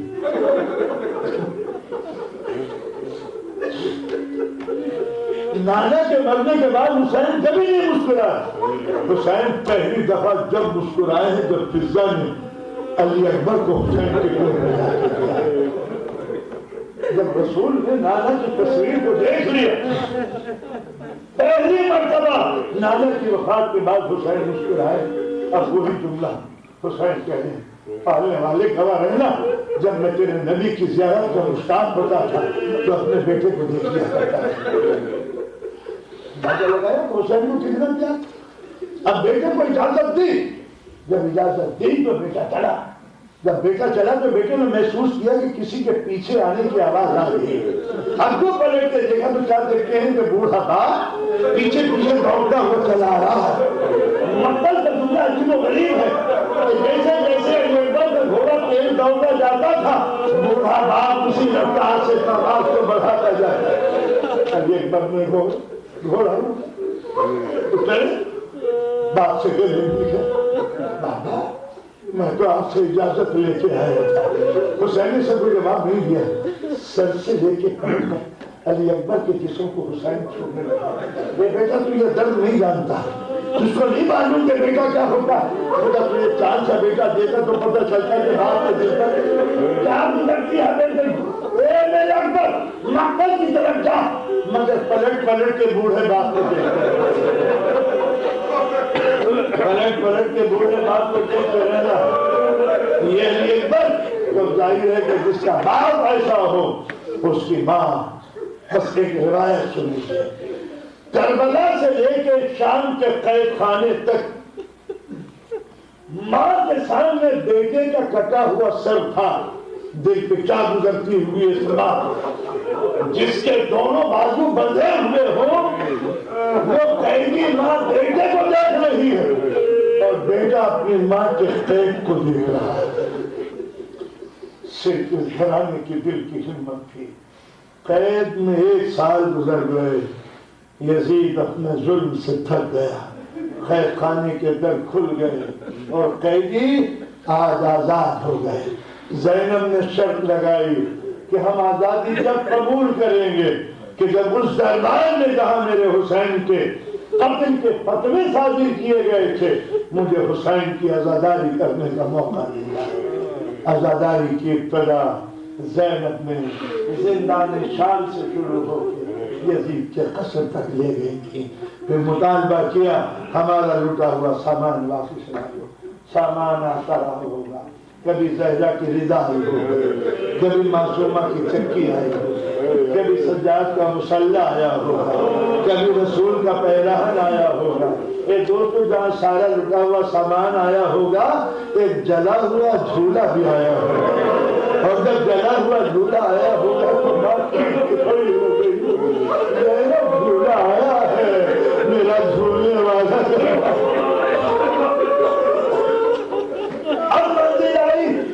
کہ ہمارے شہیدوں کے کٹے ہوئے سر آتا ہے۔ اب ایک سر آتا رہا۔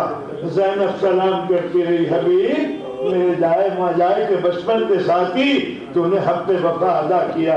زینب کا سلام، اور ہم تیری خاطر و مزارات نہ کر سکے، اے ہور مہمان نوازی کے شرف سے محروم ہے، معاف کر دینا۔ ایک ایک کا کٹا ہوا سر آتا رہا۔ اب تاریخ کہتی ہے سب کے سر سب کے سر آ گئے. آخر میں 18 برس کے کڑیے جوان تو کام کی عورتیں چیز مان کے کھڑی ہو گئی. عورت نے کہا زینب بس اتنا بتا دے جب اس جوان کی گردن کٹی تھی کیا اس کی ماں زندہ تھی؟ ارے خدا کرے اس ماں کو موت آ جاتی. جس کا یہ حسین لال قربان کریم ہو گیا. تکیوں میں لیلا کے بعد اٹھا لو اس کی آنکھوں کے سامنے.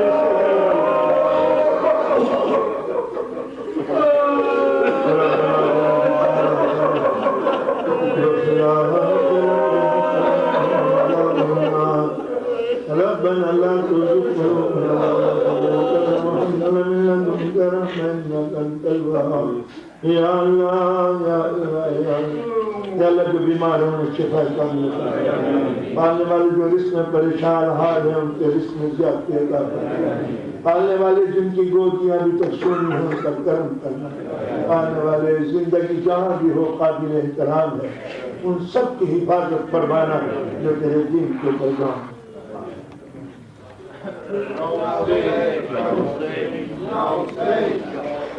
No,